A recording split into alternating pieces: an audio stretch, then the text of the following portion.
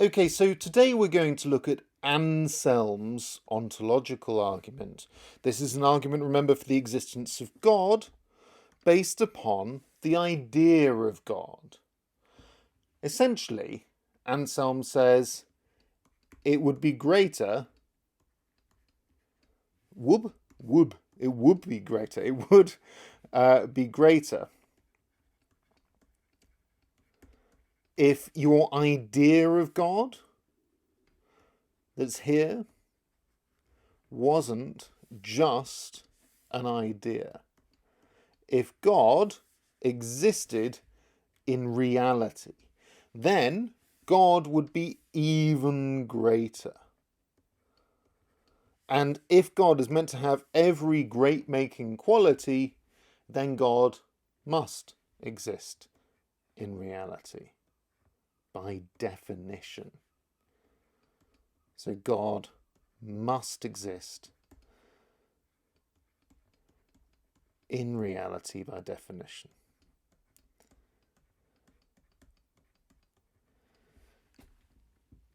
That's the argument. Let's get into a bit more detail. Anselm of Canterbury, 11th century philosopher, theologian of Canterbury. He was the Archbishop of Canterbury after the Norman invasion.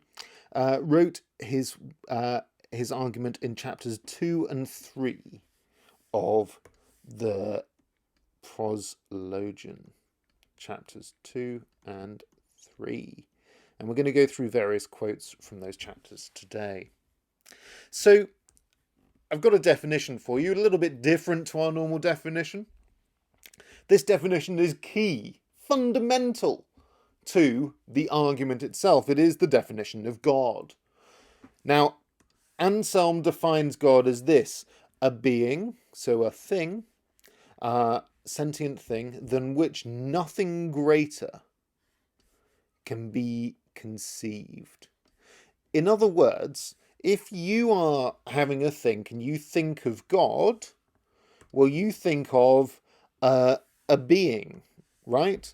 But that being, if it could be greater, then that being is God instead of the first one. And you keep on thinking until you get to the greatest possible thing, and then that thing is God. Okay. Basically, the definition of God is that if you can conceive of better, then that's God.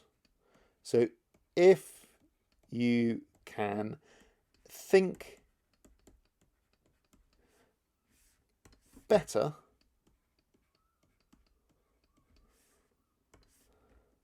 then that thing you are thinking of is God. Now, how does he know this? Well, he knows this simply because he can have the concept. Okay? So he knows it because he has the concept.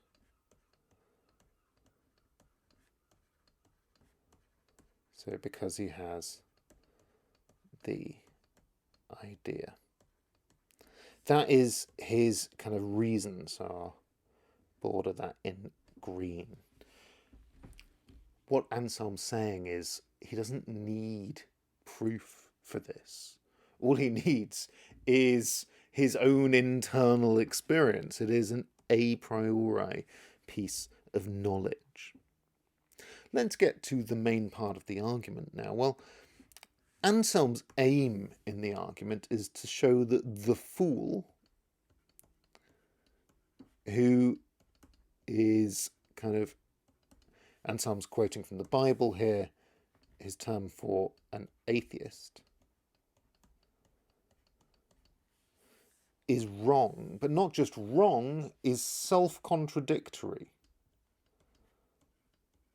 Remember, self-contradictory is when one part makes the other part false, or one thing makes itself false. It's self-contradictory, he thinks, for this reason, and this is his another way of putting his ontological argument, my kind of idea of God, so this idea of God here, means that God exists. I can work out just from the nature of my idea of God that God exists. So that's all contained within just having the idea of God, says Anselm.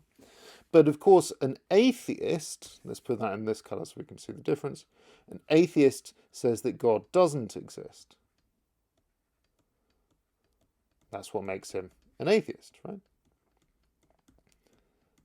And the contradiction then is pretty plain between this part, which is necessarily part of the definition, says Anselm, and that's the ontological argument, and the atheist's claim that God doesn't exist. That is contradictory. And that is his aim. Anselm's trying to show that the definition of God means that we have to conclude that God really exists in the real world. And so an atheist has the definition of God, and therefore the logic indicates that God must actually exist, but also that God doesn't exist. And that's a contradiction. Okay, so let's talk about Anselm's idea of mind, stuff in the mind and stuff in reality. Now, this is something that is quite distinct to Anselm. Anselm says this in the Proslogion, chapter 2.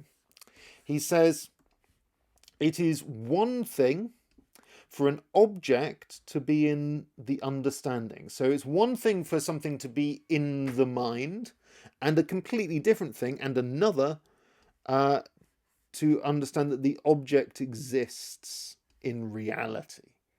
So Anselm gives us an example here. He says, look, when a painter has a painting in their mind, that painting only exists in the mind. They have a picture of it and they're going to make an actual thing, but at the moment it only exists here.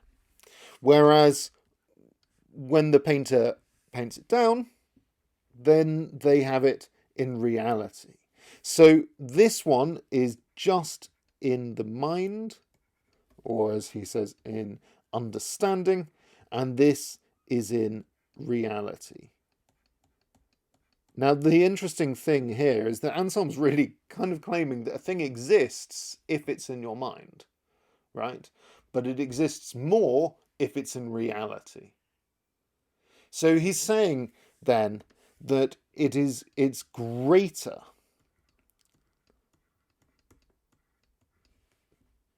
and greater is going to be a really important word, to exist in reality than it is to merely exist in the mind. So it is like that. Okay, so that's Anselm's first claim, that there are two ways a thing can exist, just in the mind or in the mind and in reality. And he thinks, obviously, it's greater to exist in the mind and reality rather than merely in the mind. Now we can start looking at the main part of the argument, where he draws on the definition of God. God must have every great-making quality, and it's greater to exist in reality rather than just in the mind. And we get to the contradiction in the fool's position and the conclusion here. Therefore, he says, if that than which nothing greater can be conceived, so God, exists in the understanding alone, exists in the understanding alone, then that than which nothing greater can be conceived is one than which a greater can be conceived. So, if you exist only in the mind, if God exists only in the mind,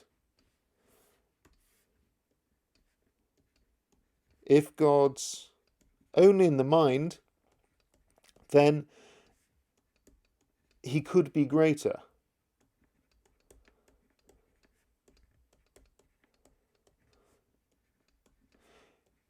And if he could be greater, then he's not God.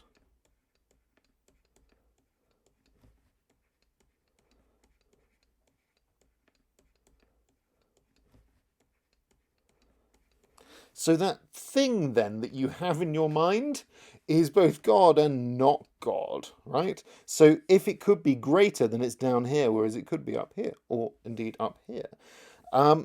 So it's greater then, but obviously this is impossible. It's impossible because that's contradictory to be both God and not God. Hence, there is no doubt that there exists a being than which nothing greater can be conceived. And it exists both in the understanding and in reality. So essentially, if you have the idea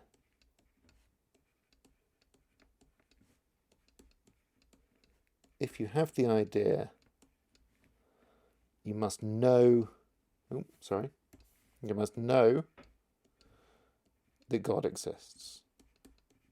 Now, it's not that the idea means that God exists. It doesn't make God exist. But instead, it is that you have kind of detected his existence merely from the definition.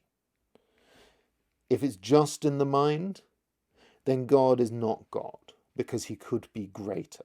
So the only way for the definition to make sense, and we think the definition makes sense, is for God to exist in reality. Anselm then goes one stage further, and he says, look, God exists, but it's not just great if God exists what we call contingently, like he could exist and then could not exist. It's greater if he exists necessarily. As he says in chapter 3, and it, by the way, is God here, assuredly exists so truly that it cannot be conceived not to exist. Okay, the idea here in him cannot being conceived not to exist is it is greater to exist necessarily than contingently.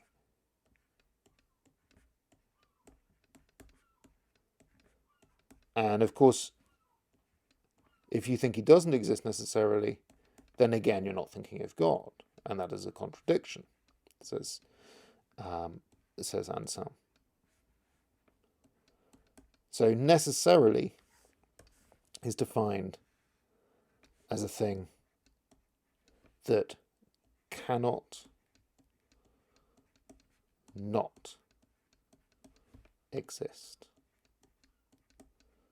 So not only does God exist, according to Anselm's ontological argument, he exists necessarily.